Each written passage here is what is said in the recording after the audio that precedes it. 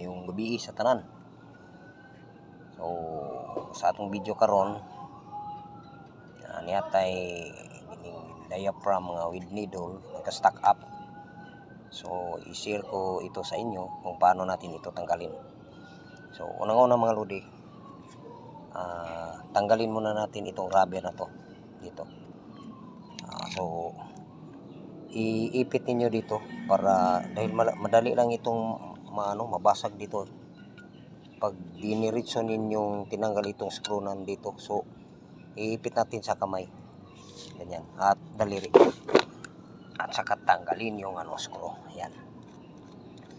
So kung magtanong ko kayo mga lodi kung anong problema na ma-encounter natin pag nag-stack up to, yung sinasabi ng ating mga kaibigang Tagalog na nabilaukan.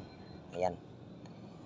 So kadalasan nangyayari ito sa mga multicab na naka-standby.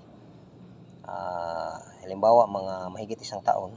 So malaki po yung posibilidad na mag-stack up ito. So dahil medyo may kamahalan to, ingatan natin.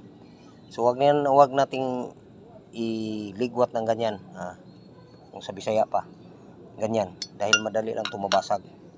Saka wag din ninyong dito, pwede naman siguro dito, pero yung medyo lang, yung hindi gaano nag-stack up. Pero halimbawa mga lodi, pag medyo naipit na siya, medyo matigas na, so gamitan natin ng masasabi natin parang maliit na puller.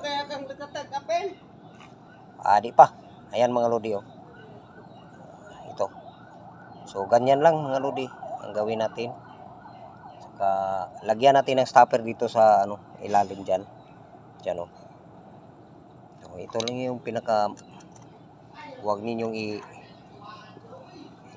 ligwat o anong Tagalog diyan. Ganyan lang mga lodi. Hanggang sa umabot yung pinakadulo ng ating screw doon sa ilalim.